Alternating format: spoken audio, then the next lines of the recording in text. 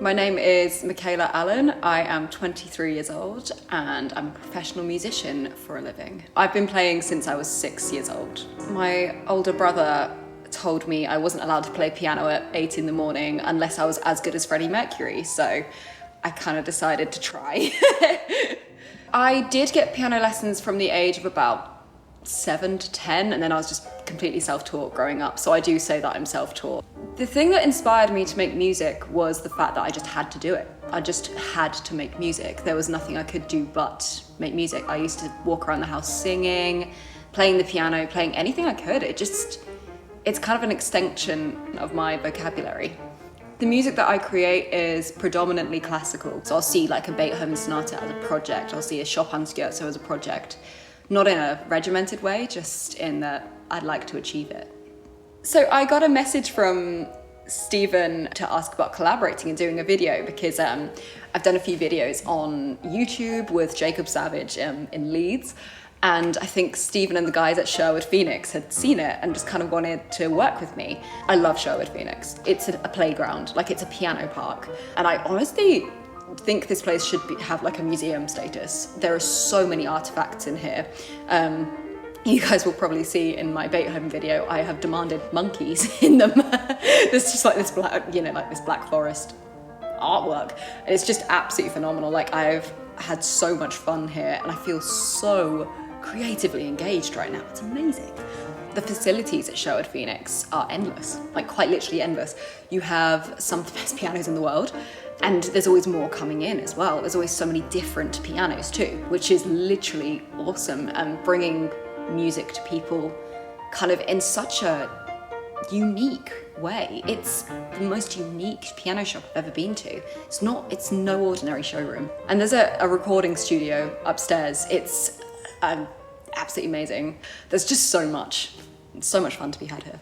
People should visit Sherwood Phoenix. Despite not being musical, you could be tone deaf and have a fantastic time in here. People just should come and see it. It really is a special place.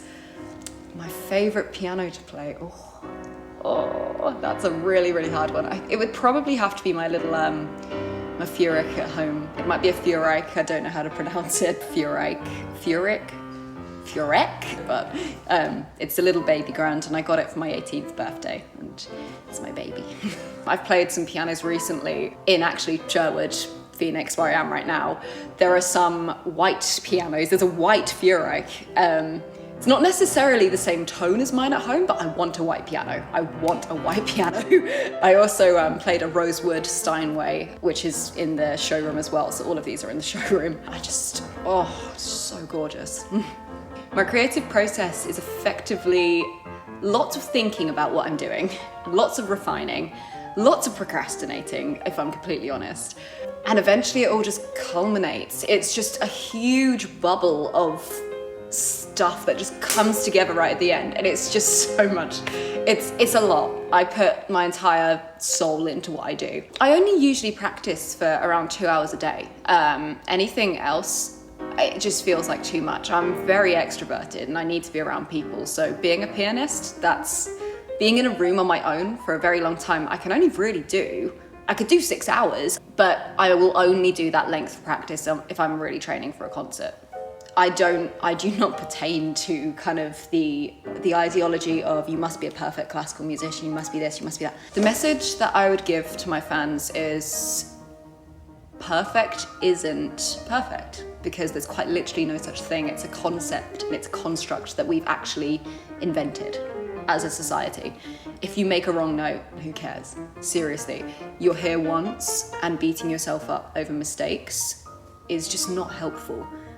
Learning from mistakes and thinking, how can I make this sound good? How can I grow? You can translate that into your life. You can translate that into any aspect of life. There is no set way to do anything. You are your own person. Who would I most like to collaborate with? Everybody who I'd like to collaborate with is dead, quite frankly. So, I mean, Rachmaninoff, I feel like his brain would be fantastic. In terms of contemporary composers or musicians, effectively anyone, honestly, I would love to open for a band like Bon Jovi, or even like, I don't know, Skepta or something. I would love to collaborate with Charlie CM.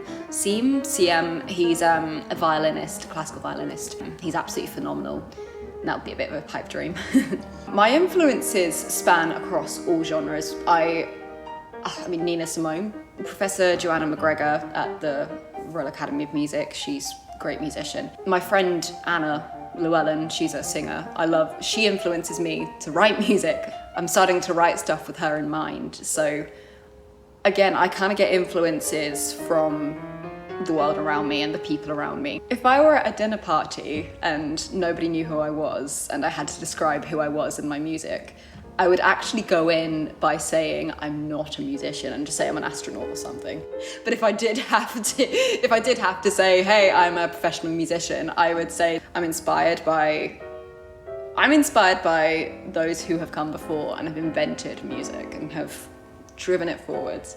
When this interview comes out, how would I like people to describe me in a tweet? Well, I'd hope they'd be nice, first of all. How I'd like them to respond is probably not how they will respond. I will probably get marked up on my facial expressions because I make a billion of them. I would like people to be not confused by me, but I would like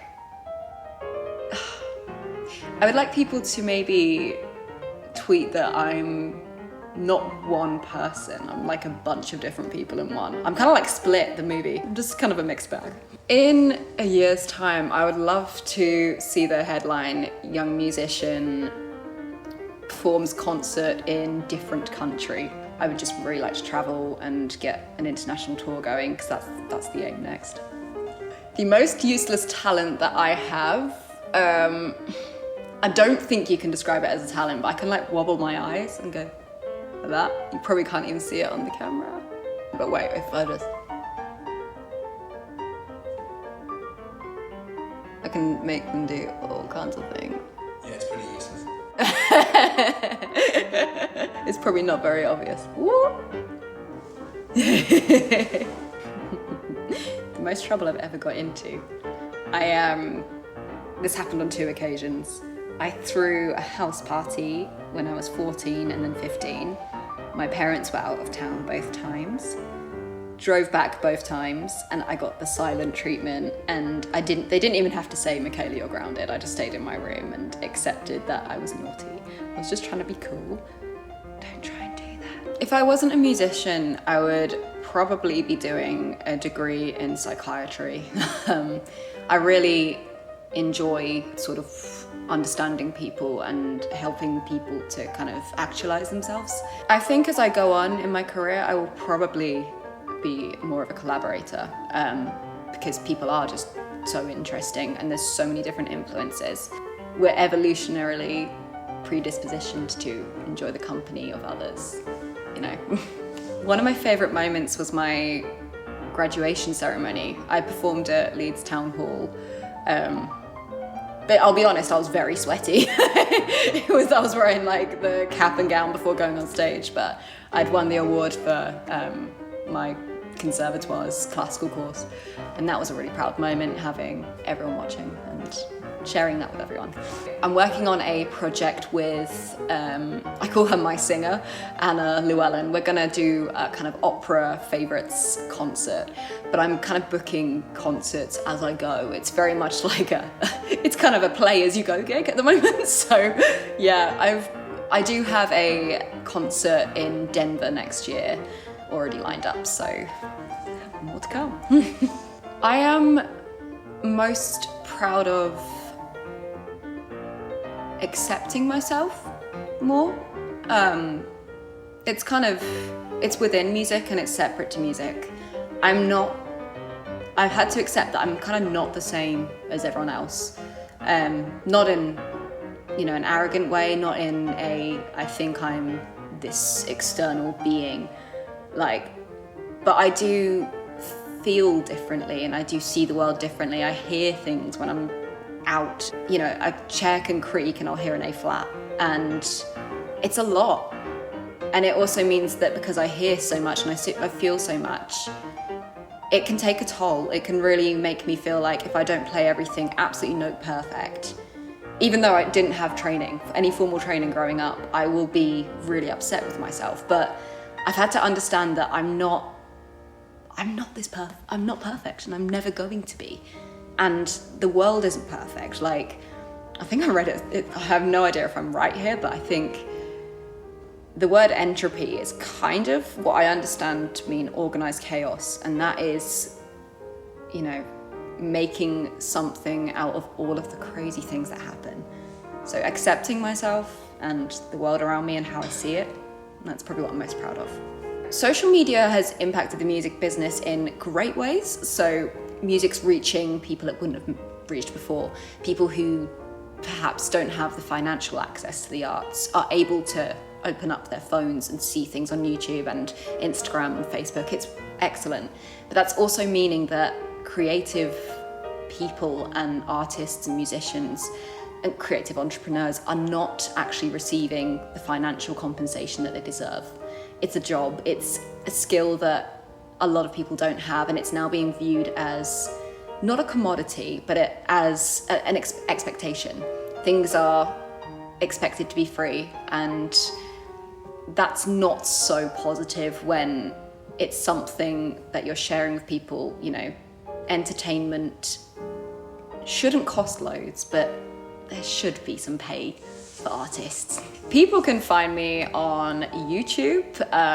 If they type in Michaela Allen. You can find me on Instagram at Michaela Allen Music. You can find me on Facebook. It's Michaela Allen Pianist. So what's next for me? I was originally supposed to go and start studying in Colorado on a scholarship in August, but that's been postponed to sort of earliest January or next year. I'm toying with a few ideas, sort of just freelancing for now, teaching my students as well, and yeah, just keeping on building the portfolio. I think it's going to be a very exciting year. Well, it's going to be a very exciting few years to come.